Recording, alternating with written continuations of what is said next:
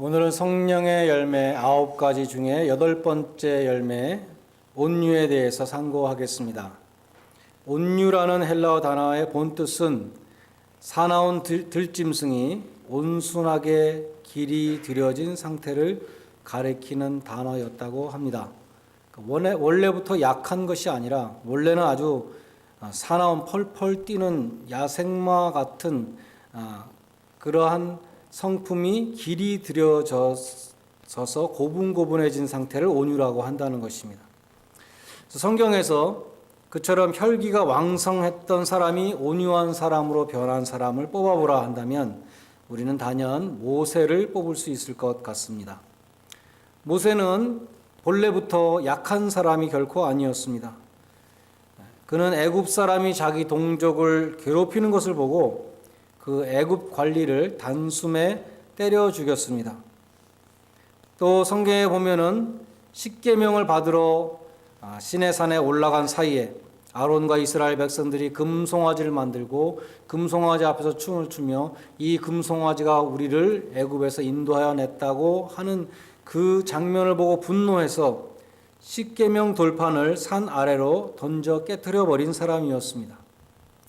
또 민수기 20장에 보면 이스라엘 백성이 물이 없다고 불평할 때 하나님이 모세에게 반석에서 물을 나게 하라 그렇게 명하셨습니다. 근데 모세는 이 불평과 원망에 가득 찬 이 이스라엘 백성들 앞에서 인간적인 분노를 드러내면서 지팡이로 2번 반석을 내리쳤습니다. 신명기 32장 51절에 보면 모세는 그 행동 때문에 약속의 땅으로 들어가지 못했습니다. 그러므로 모세는 본래 온유한 사람이 아니었습니다. 그는 서서히 온유한 사람으로 변해갔습니다. 애굽에서 사람을 죽이고 바로의 낯을 피하여 미디안 광야에서 40년을 숨어 지내면서 그의 혈기가 많이 죽었습니다. 사나운 들짐승이 고분고분한 가축으로 변하는 것처럼 모세는 많이 변했습니다. 하나님은 모세의 혈기가 죽은 다음에 모세를 부르셨습니다. 자기 마음을 다스리는 사람은 성을 빼앗는 용사보다 낫다는 이 잠언 말씀처럼 분노를 다스릴 줄 아는 사람이 하나님의 일을 할 수 있기 때문이었습니다. 그러나 모세는 그처럼 광야 생활 동안에 혈기가 많이 죽었지만 이스라엘 백성들을 이끌고 40년 광야를 가면서 말씀드린 것처럼 정말 화가 나는 상황이 오면 다시 분노를 표출하는 그러한 모세였습니다. 모세는 그러한 실패의 과정을 겪어가면서 서서히 온유한 사람으로 변화되어 갔던 것입니다. 드디어 민수기 12장 3절에 보면 모세는 그 온유함이 지면에 그 어떤 사람보다도 승하더라. 쉽게 말해서 모세는 이 세상에서 제일 온유한 사람이라는 평가를 받게 되었다는 것입니다. 모세가 그러한 평가를 받은 배경을 보면 모세가 구수 여자를 취했을 때 모세의 형제인 아론과 미리암이 모세를 비방했습니다. 형제들이 보기에 모세가 이디오피아 여자를 첩으로 취한 것은 명백히 잘못한 일이었습니다. 그래서 비방을 하는데 이렇게 비방했습니다. 여호와께서 모세와만 말씀하셨느냐? 우리와도 말씀하시지 않았느냐? 그래서 이디오피아 여자를 취한 그 행동 자체가 아니라 모세의 영적인 권위에 대해서 비방을 한 것입니다. 출애굽기 15장 20절에 보면 미리암은 선지자라 그랬습니다. 미리암은 하나님의 말씀을 받는 선지자였습니다. 뿐만 아니라 미리암은 여장부였습니다. 출애굽을 한 다음에 손에 소고를 들고 춤을 추면서 온 이스라엘 여인들의 축제를 리드했습니다. 아론 역시 이스라엘에 한 명밖에 없는 대제사장이었습니다. 온 이스라엘 회중을 대표해서 하나님 앞에 나가는 제사 드리는 사람이었습니다. 아론은 모세의 형이었고 모세보다 말도 잘했습니다. 모세가 하나님 부르실 때 나는 입이 뻣뻣하고 혀가 둔해서 출애굽의 리더가 될 수 없습니다. 그렇게 사양했을 때 하나님이 아론을 가르치셨죠. 아론이 있지 않은가? 그는 말을 잘하니까 너는 아론을 통해서 말을 하면 된다. 이렇게 말씀하셨던 것입니다.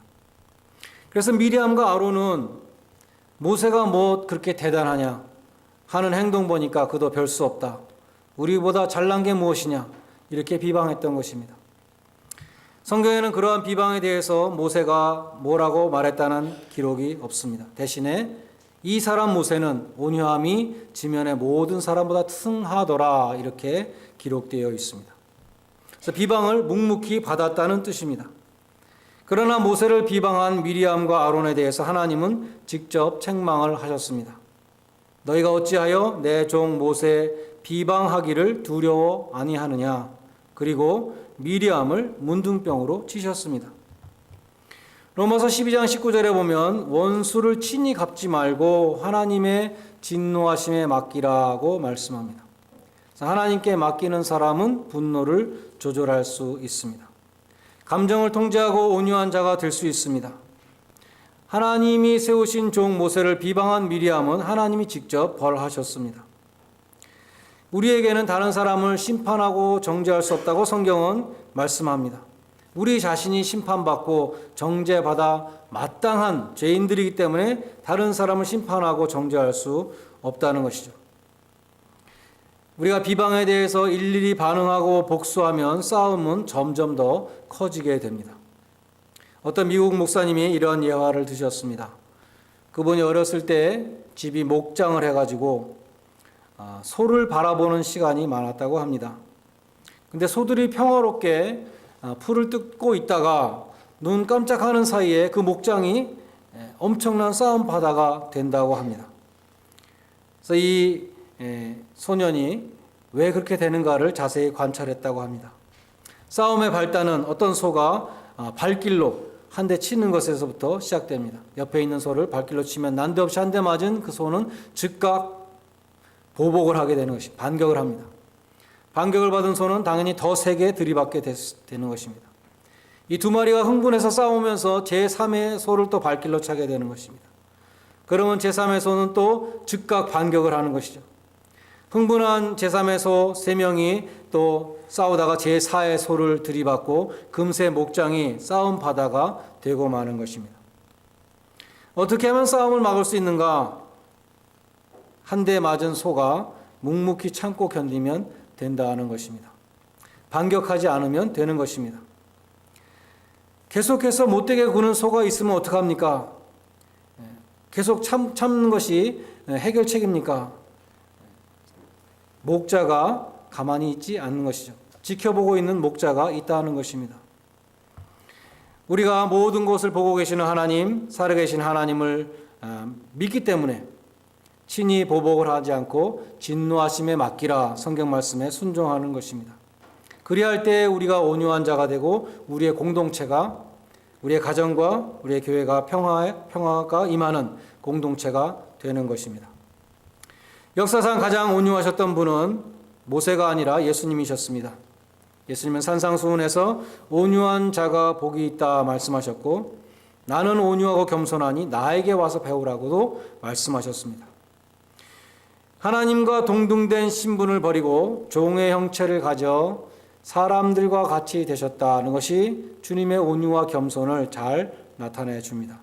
더욱이 자기를 낮추셔서 죽기까지 아버지 뜻에 복종하셔서 십자가에 죽으셨다는 것이 진정한 겸손과 온유함을 가르쳐 주는 것입니다. 십자가에 죽으시는 그 순간에도 자기를 향해서 조롱하는 자들, 자기를 십자가에 못 박는 자들, 그런 자들을 위해서 기도하셨습니다. 아버지여 저희를 사하여 주옵소서. 자기의 하는 일을 알지 못함이니이다.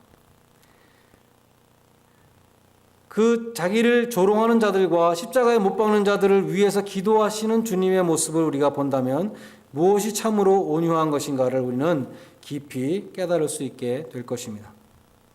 모세도 민수기 12장 13절에 보면 미리암을 위해서 기도했습니다. 하나님이여 원컨대 그를 고쳐 주옵소서. 온유한 자는 모든 것을 하나님 앞에 맡기고 하나님이 천벌을 내려 주십시오. 이렇게 그런 마음을 갖는 사람이 아닙니다. 하나님이 그 사람을 고쳐주시기를 위해서 기도하는 자리까지 나아갈 때 우리는 참으로 온유한 주님의 모범을 따라가게 된다는 것입니다. 우리는 믿음의 주여 온전케 하시는 주님을 늘 바라보고 본받아야 하는 것입니다. 우리가 성령의 열매를 상고할 때마다 잊지 말아야 될 것은 이것이 내 힘으로 나오는 것이 아니라 성령의 열매라는 것입니다.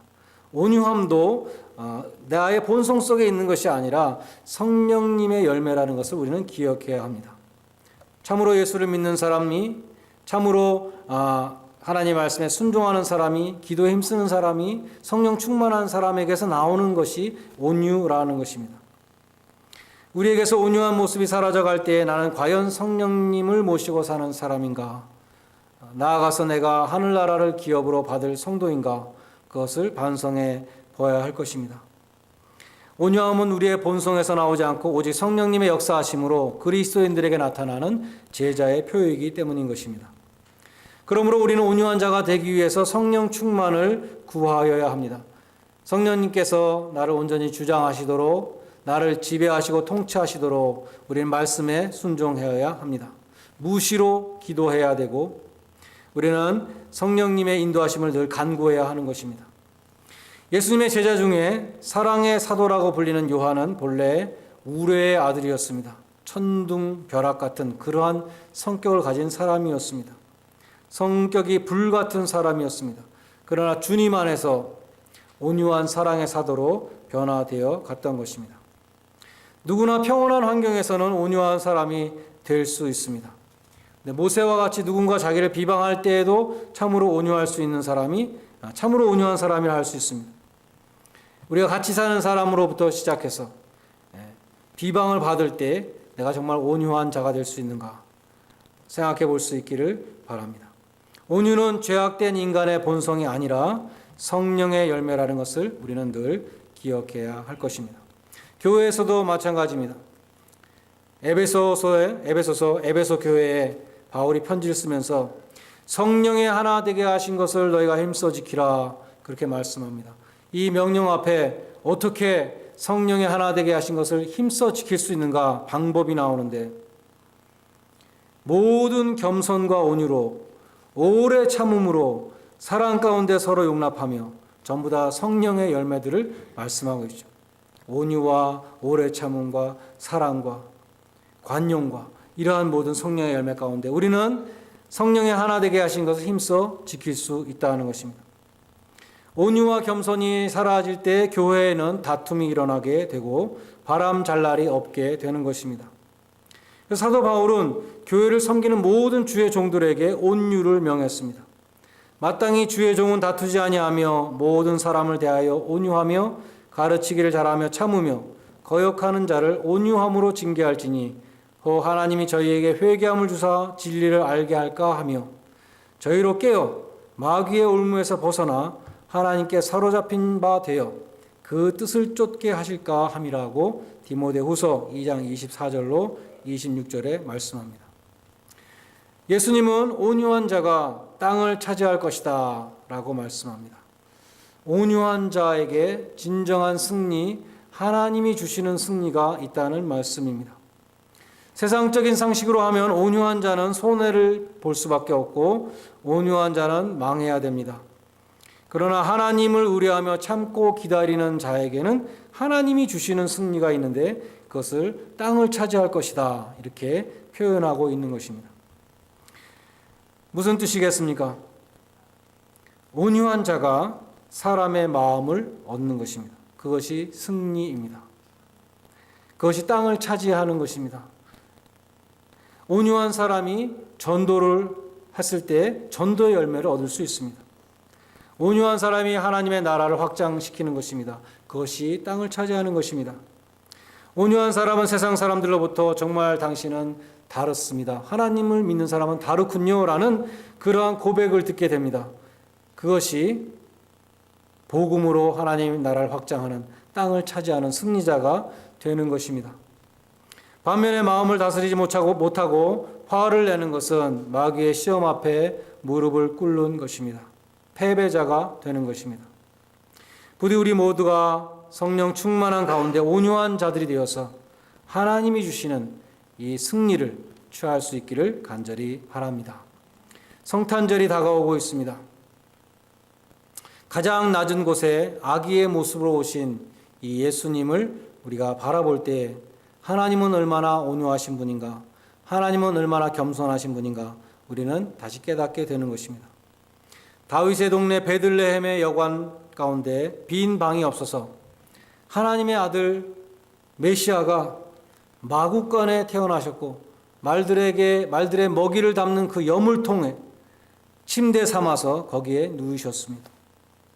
하나님의 겸손을 가장 웅변적으로 보여주는 장면인 것입니다. 제임스 보이스 목사님이 이렇게 설명했습니다. 누가는 가이사 아구스도로부터 구레뇨를 거쳐서 요셉과 마리아까지 내려온 다음에 제일 마지막으로 강보에 쌓여 구유에 누인 마리아의 맏아들을 말씀한다. 로마 식민지 변방에서 가난한 가정에 태어난 이 아이는 얼마나 보잘것없는 존재인가. 이 기사의 아이러니와 파라독스는 그 아이가 바로 영광의 왕이 되시며 하나님의 아들이라는 것이다. 누가는 그 아이러니를 드러내기 위해서 그처럼 로마 황제와 수리와 총독을 언급했던 것이다. 만왕의 왕 예수님은 온유와 겸손의 모습으로 오셨습니다. 오늘 본문 8절 이하에 보면 성탄의 큰 소식을 들은 사람 역시 온유하고 겸손한 자들이었습니다. 하나님은 천사를 보내셔서 예수님의 탄생을 알렸습니다. 다윗의 동네에 너희를 위해서 구주가 나셨으니 곧 그리스도 주시니라. 오늘 성가대가 찬양한 것처럼 그 소식을 듣고 목자들이 가보자 하고 갔던 것이죠. 호련히 허다한 천군 천사들이 지극히 높은 곳에서는 하나님께 영광이요 땅에서는 기뻐하심을 입은 자들 중에 평화로다 천군 천사의 이 찬양을 들었던 것도 그 목자들이었다는 것입니다. 영광스러운 성탄의 소식을 들은 사람들은 뜻밖의 들에서 밤에 양떼를 지키던 목자들이었습니다. 하나님이 그 독생자 예수 그리스도의 탄생을 알리시기로 택하신 사람들은 당시의 정치적인 지도자들도 아니었고 당시의 종교적인 지도자들도 아니었고 당시의 부자들도 아니었고 명예와 권력을 갖고 있는 사람들도 아니었고 추운 겨울에 밤에 들에서 양을 치던 목자들이었다는 것입니다. 그들은 양들과 함께 들에서 지내던 사람들이었습니다. 그들은 사회적인 영향력이 있는 지도층이 아니었습니다. 군사력과 권력을 가진 사람들도 아니었고 명예를 가지고 존경을 받는 사람들도 아니었습니다. 심지어 그들은 성전 예배에도 참석할 수 없는 계층이었고 법정에서 증언도 할 수 없는 계층이었다고 합니다.